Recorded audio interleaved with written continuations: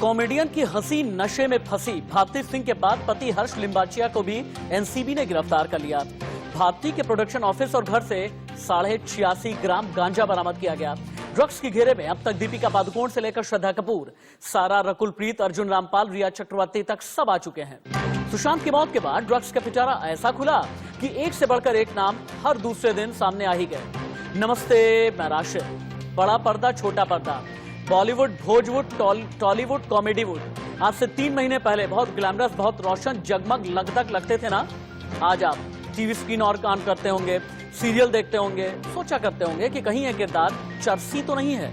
Comedy देखते हुए शायद आप ये कहें, यकीनन शायद कहते होंगे, गांजा पिया होगा तभी ठिठोली कर पा रहा है। कॉमेडियन भारती की गिरफ्तारी के बाद बड़ा सवाल यह है कि ड्रग्स लेने वाले, इस्तेमाल करने वाले एनसीबी के शिकंजे में आ जा रहे हैं। लेकिन नशे की चरस मंडली की बड़ी मछली गिरफ्त में कब तक आएगी? कहां तक फैले हैं ड्रग्स सिंडिकेट के तार? कितना बड़ा है ड्रग्स का कारोबार? डिबेट को हम कर देते हैं ओपन। कैनवास बहुत बड़ा है, याद रखिएगा। शमशेर पठान पूर्व एसीपी मुंबई के हमारे साथ में हैं। अनुजा कपूर देश की जानी मानी लॉयर हैं, क्रिमिनल साइकोलॉजिस्ट हैं। सतीश त्रिपाठी बॉलीवुड के म्यूजिक डायरेक्टर मेरे साथ में हैं। एलन राव पूर्व डीसीपी भी मेरे साथ में हैं। सतीश त्रिपाठी जी, पहला सवाल मैं आप ही के पास लेकर के आऊंगा। आपने तो बड़ी बड़ी हस्तियों के साथ में काम किया है। आपने तो सुखविंदर पाजी के साथ में काम किया, बड़े बड़े ब्रांड के साथ में काम किया है। मुझे समझाइएगा, आज मैं समझ नहीं पा रहा हूं। मैं क्रोधित भी हूं क्योंकि मैं खुद भी कलाकारों को बहुत पसंद करता हूं, मैं क्रिएटिविटी को बहुत पसंद करता हूं, मैं बहुत बड़ा मूवी बफ हूं। लेकिन एक बात ये बताइए, क्या एक्शन गांजे के बिना नहीं आता? क्या इमोशन चरस के बिना नहीं आता? क्या कॉमेडी गांजे और चरस, अफीम, हैश, वीड, हशीश, इन सब के बिना नहीं आती? क्या बॉलीवुड में जो संगीत भी दिया जाता है वो भी, क्या, माफ कीजिएगा मैं आपकी बात नहीं कर रहा हूं, आपको पर्सनली जानता हूं मैं, लेकिन क्या बॉलीवुड में सब कुछ, जितने भी इमोशन हैं, जितने भी जज्बात हैं, ये चरस, गांजे, हैश, वीड, हशीश, इन सब के बिना नहीं आते क्या? राशिद भाई, ये एक फैशन है, एक नया ट्रेंड चालू हो गया हमारी इंडस्ट्री में। नशा तो हमारे संगीत का है, नशा हमारी धुनों का है, नशा गायकों की गायकी का है, नशा राइटिंग का है, नशा एक्टिंग का होना चाहिए। हाँ। नशा होना चाहिए जो हमारे देश की जो जनता है, जो क्लैपिंग करती है हमारे गानों पे, हमारे एक्टिंग पे, हमारे राइटिंग पे, हमारे लिरिक्स पे। हाँ। उसका एक अलग नशा होता है। उस नशा से उतरने का चांस ही नहीं मिलता है। इस नशे के बारे में लोग क्यों जा रहे हैं? आप खुद, ये इतनी शर्मनाक बात है। अभी सारा अली खान, दीपिका पादुकोण, करिश्मा, अर्जुन रामपाल, ये नाम कम थे क्या? ये समझ में नहीं आ रहा क्या हमारे बॉलीवुड को कि इस कदर बदनाम हो चुकी है हमारे बॉलीवुड इंडस्ट्री, उसके बाद भी ये लोग गांजा अपने घर में रख रहे हैं। मैं अनुजा कपूर के पास में जाता हूं। अनुजा कपूर, मैं जानता हूं कि आप सीनियर लॉयर हैं, मैं ये भी जानता हूं कि आप क्रिमिनल साइकोलॉजिस्ट हैं, मैं ये जानता हूं कि सोशली आपने बहुत ज्यादा काम किया है, समाज के लिए बहुत ही ज्यादा आपने काम किया है, और आपके इन्हीं काम के कैनवास को देखते हुए कुछ सवाल हैं मेरे। सबसे पहले मैं क्रिमिनल साइकोलॉजिस्ट से बात कर रहा हूं, मैं सीनियर लॉयर से उसके बाद में बात करूंगा। अनुजा, ये कुछ भी क्रिएटिव करने के लिए, मैं भी क्रिएटिव हूं, मैं भी एक एंकर हूं, मैं भी एक रिपोर्टर हूं, मैं भी एक जर्नलिस्ट हूं, लेकिन मुझे किसी भी नशीली चीज की जरूरत नहीं है। लेकिन ये जो बॉलीवुड वाले हैं, दीपिका से लेकर के सारा तक, हर्ष लिम्बाचिया से लेकर के भारती तक, अर्जुन रामपाल से लेकर के रिया चक्रवर्ती तक, इन्हें नशे की जरूरत क्या होती है? क्या ये लोग नशे के बिना कैमरा फेस नहीं कर सकते क्या? नशे के बिना क्या ऑडियंस फेस नहीं कर सकते क्या? वो कौन सी मनोदशा होती है अनुजा? जी राशिद, पहले तो मैं आपको नमस्कार करती हूँ। बहुत टाइम बाद आपको देख रही हूँ, बहुत अच्छे लग रहे हैं आप। और जहाँ पर आपने सवाल पूछा, वो ये है कि साइकोलॉजी इन लोग के बिहाइंड, इनके दिमाग में यही रहती है, क्योंकि ये चाहे कितने भी कहते हैं ना लो तबके से आए हों, पर आते तो लाइमलाइट में हैं, आते तो लाइमलाइट में हैं। और लाइमलाइट यही है कि किस तरीके से आप अपने आप को बचा के रखें। और जब आप अपने आप को बचा नहीं पाते हैं, क्योंकि आपको ये लगता है कि मुझे कूल दिखना है, और ये कूल दिखने के लिए ये इस तरीके के सेवन करते हैं। क्योंकि आपको पार्टीज, रैव पार्टीज क्या होती है? सिर्फ रैव पार्टीज बॉलीवुड में तो है नहीं, हर जगह, बहुत जगहों पर भी है, बच्चे भी इसमें इन्वॉल्व है। पर आपको दुख इस बात से होगा कि जो बच्चे इनको रोल मॉडल मानते हैं, आज उनके सामने धज्जियां उड़ रही हैं इस बॉलीवुड की। क्योंकि आप बात करते हैं पंजाब में लोगों की, उड़ता पंजाब किसने बनाया वहां पर? जबकि ये लोग खुद बात करते हैं इस बात की, बॉलीवुड वाले, और उस तरह की पिक्चरें भी बनाते हैं। और खुद ही अपने आप को खोखला भी दिखाते हैं। आप ये देखिए कि क्या नाम है, कपिल शर्मा के शो पे कितनी बातें हुई ड्रग्स से रिलेटेड, और आज वो खुद ही लिप्त है। तो देखिए, खिड़की जिसकी नहीं खुली आज बस उसकी नहीं खुली। अगर हम क्राइम को समझने की कोशिश करें तो देखिए, इनको ये लगता है, क्योंकि कुछ चीजें ऐसी नजर आई है over the period of time. बात से मुझे लग रहा है कि आपको कई जानकारियां हैं अभी कि अभी कई और भी खिड़की खुलने वाली हैं क्या अनुजा?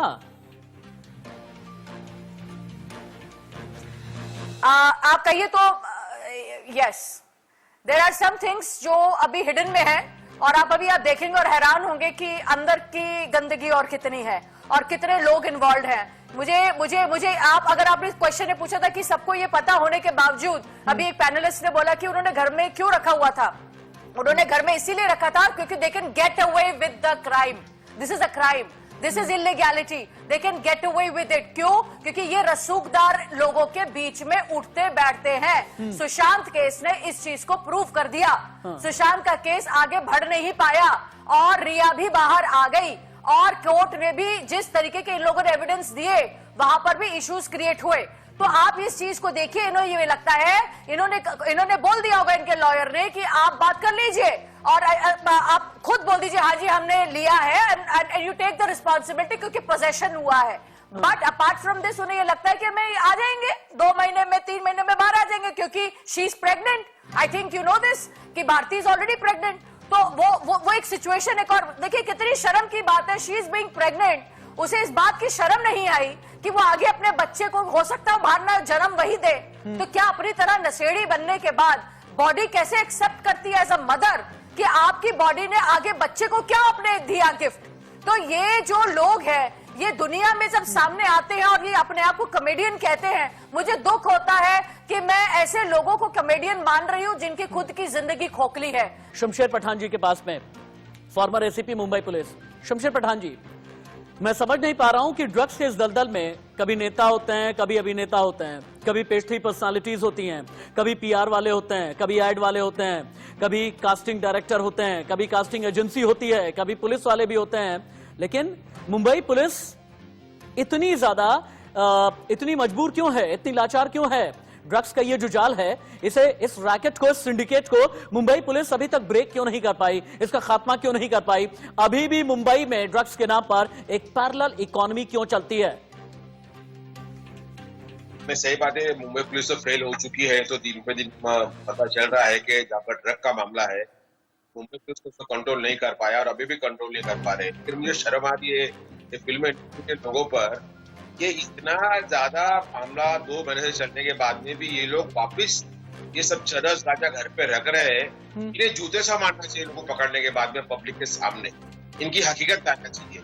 ये बहुत शर्मिंदगी ला रहे हैं पूरा। पहले तो मैं काफी के साइड में था कि मैं थोड़ा विक्टिम है, but I feel now they should be hammer in public.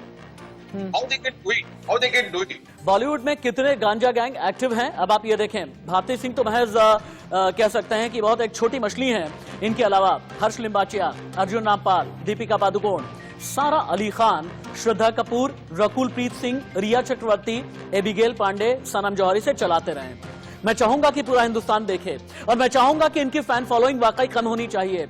लोग ये जाने कि आप जिन चहेते सितारों के लिए अपने पैसे लुटाते हैं, जिन चहेते सितारों के लिए अपना बेशकीमती वक्त देते हैं, जिन चहेते सितारों को लेकर के आप पैशनेट हो जाते हैं, जिनके साथ में अपने दिल को जोड़ लेते हैं, दिमाग को जोड़ लेते हैं, जज्बात को जोड़ लेते हैं, वो लोग कहीं चरसी होते हैं, कहीं गांजा ले रहे होते हैं, कहीं हशीश लेते हैं, कहीं वीड लेते हैं, कहीं माल ले रहे होते हैं। इस चीज को आपको समझना बहुत जरूरी है। इतने नाम हैं जो अभी मेरे इर्द गिर्द चल रहे हैं और ये नाम बढ़ भी सकते हैं। ये गांजा गैंग है, इन्हें गौर से देखें आप।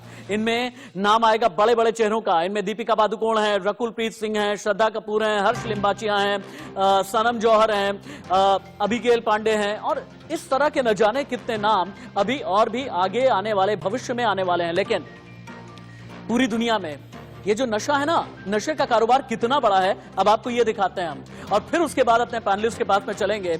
अनुजा आप भी देखिए, एलन राव जो आप भी देखिए, शमशेर पठान जी, सतीश त्रिपाठी, आप सभी देखिएगा। ये पूरी दुनिया की रिसर्च में निकाल करके लेकर के आया हूं, क्योंकि पूरी दुनिया में सालाना 30 लाख करोड़ का नशा होता है। 3 रिपोर्ट आपके सामने रखूंगा। पहली report drug war distortion and Worldometer की रिपोर्ट है, जिसमें बहुत बड़ा खुलासा हुआ है। इसमें कहा गया है कि दुनिया में सालाना 30 लाख करोड़ रुपए के ड्रग्स का धंधा होता है। अब अगला आप आ जाइए, national drug dependent treatment AIIMS की 2019 की रिपोर्ट है। अगली ये रिपोर्ट बताती है अकेले भारत में लगभग 16 करोड़ लोग शराब का नशा करते हैं और इनमें महिलाएं ज्यादा हैं। 1.5 करोड़ महिलाएं देश में शराब, अफीम, कैनबिस का सेवन करती हैं। भारत की लगभग 20% आबादी अलग अलग नशे की चपेट में है। Global burden of disease study है, थर्ड स्टडी है 2017 की। आंकड़ों से क्या खुलासा हुआ देखें, दुनिया भर में लगभग 7.5 लाख लोगों की मौत अवैध ड्रग्स की वजह से हुई है और भारत में synthetic drugs, smack, heroin, cocaine का इस्तेमाल बहुत तेजी के साथ में बढ़ गया है। इंफोग्राफिक स्टूडियो में आप जानेंगे कि किस तरह ड्रग सिंडिकेट काम कर रहा होता है। तुरंत ही दिखाएं, हाँ ये मैप आपको नजर आ रहा है ना, इसी मैप के जरिए आप समझ पाएंगे। दुनिया का सबसे घातक ड्रग सिंडिकेट है golden triangle of drugs. Drugs connection का golden triangle Myanmar, Thailand, Laos के बीच में है। साउथ एशिया में ड्रग सप्लाई के लिए यह ड्रग ट्रायंगल बहुत बदनाम है। ड्रग तस्करी का कुख्यात स्रोत है जिसका केंद्र बिंदु यानी जो सेंट्रल नोडल पॉइंट है वो है म्यांमार। अफीम की खेती में म्यांमार काफी आगे भी रहा है। अमेरिकी खुफिया एजेंसी CIA ने गोल्डन ट्रायंगल ऑफ ड्रग्स नाम दिया है और जानते हैं आप 9,50,000 स्क्वायर किलोमीटर में फैला हुआ ये गोल्डन ट्रायंगल ऑफ ड्रग्स है। गोल्डन ट्रायंगल से होकर भांग, गांजा, कोकीन, चरस, वीट, हैश ये भारत आते हैं। पाकिस्तान, ईरान, अफगानिस्तान तक भी गोल्डन ट्रायंगल की ड्रग ट्रैफिकिंग होती है और इसीलिए कहते हैं 9,50,000 स्क्वायर किलोमीटर तक अगर इसका दायरा फैला हुआ है तो क्यों हाथ बंधे हुए हैं, कहां पर हाथ बंधे हुए हैं और गोल्डन ट्रायंगल ऑफ ड्रग्स का किंगपिन कौन है, यही जानना सबसे बड़ी बात है। एशिया, भारत और पूरी दुनिया का आंकड़ा हमने निकाला है। अब ये आंकड़े क्या कहते हैं आप समझिएगा इसे। ड्रग के अलग अलग प्रकार होते हैं, इनमें ओपियोड होता है, कैनबिस होता है, ATS होता है और कोकीन होती है। अब इनमें भी अगर आप देखेंगे जो खपत होती है ना, ये खपत भारत में कितनी ज्यादा है आप देखें। अगर पूरी दुनिया में ओपियोड की खपत है लगभग 0.70%, अगर 15 से 64 साल की उम्र के लोग पूरी दुनिया में ओपियोड का सेवन करते हैं तो इनमें जो 0.70% है इनमें सबसे ज्यादा भारत में होता है। कैनबिस सबसे ज्यादा भारत में, ATS सबसे ज्यादा भारत में और एशिया के अंदर भी सबसे ज्यादा भारत में ही आंकड़ा नजर आ रहा है। इसका मतलब आप समझिएगा, इसका मतलब यह है कि ड्रग्स के दलदल में बुरी तरह से सिर्फ बॉलीवुड ही नहीं बल्कि अलग अलग समाज का फैक्शन फंस गया है। आप सभी का बहुत बहुत धन्यवाद।